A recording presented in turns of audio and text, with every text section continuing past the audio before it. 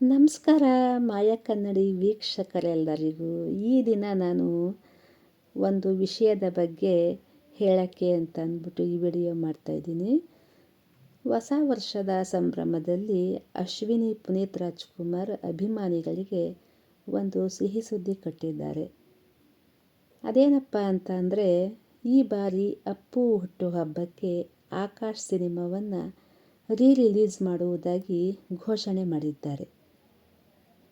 ಈ ಸಿನಿಮಾ ಬಂದು 21 ವರ್ಷಗಳ ಹಿಂದೆ ತೆರೆಗೆ ಬಂದಿತ್ತು.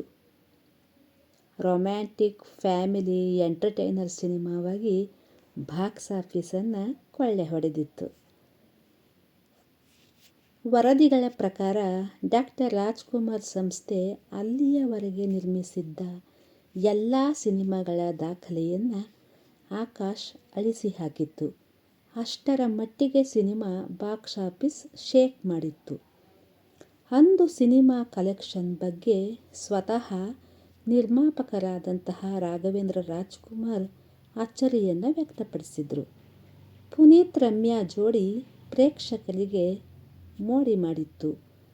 ಮಹೇಶ್ ಬಾಬು ನಿರ್ದೇಶನದ ಸಿನಿಮಾ 2005 ಏಪ್ರಿಲ್ 19ರಂದು ತೆರೆಗೆ ಬಂದಿತ್ತು. ಮೊದಲ 3 ವಾರಕ್ಕೇ ಆಕಾಶ್ ಸಿನಿಮಾ ಬರೋಬ್ಬರಿ 2 ಕೋಟಿ ರು ಕಲೆಕ್ಷನ್ ಮಾಡಿದ್ದಾಗಿ ವರದಿಯಾಗಿತ್ತು. ಆವತ್ತಿನ ಕಾಲಕ್ಕೆ ಅಂದಿನ ಟಿಕೆಟ್ ದರಕ್ಕೆ ಇದು ಒಂದು ದೊಡ್ಡ ಮೊತ್ತವೇ ಸರಿ. ಬರೀ BKT ಅಂದರೆ ಬೆಂಗಳೂರು, ಕೋಲಾರ, ತುಮಕೂರು ಏರಿಯಾಗಳಲ್ಲೇ 3 ವಾರಕ್ಕೆ 1 ಕೋಟಿವರೆಗೂ ಕಲೆಕ್ಷನ್ ಆಗಿತ್ತು. ಹುಬ್ಬಳ್ಳಿಯಲ್ಲಿ 3 ವಾರಕ್ಕೆ 22 ಲಕ್ಷ ರು ಕಲೆಕ್ಷನ್ ಆಗಿದ್ದಾಗಿ ರಾಘಣ್ಣ ಮಾಹಿತಿಯನ್ನು ಕೊಟ್ಟಿದ್ದರು.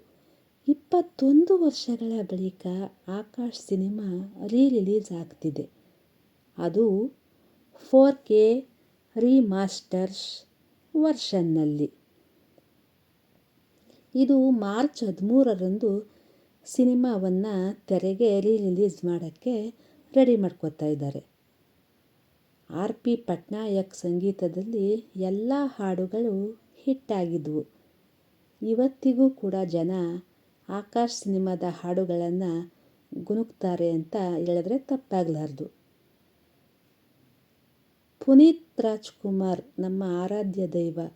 ಅವರ ಹುಟ್ಟು ಹಬ್ಬಕ್ಕೂ ಮುನ್ನ ಎಲ್ಲ ಚಿತ್ರಮಂದಿರಗಳಲ್ಲಿ ಆಕಾಶ್ ಸಂಭ್ರಮ ಆರಂಭವಾಗಲಿದೆ. ಹೇಗಿತ್ತು ವಿಷಯ? ಧನ್ಯವಾದಗಳು.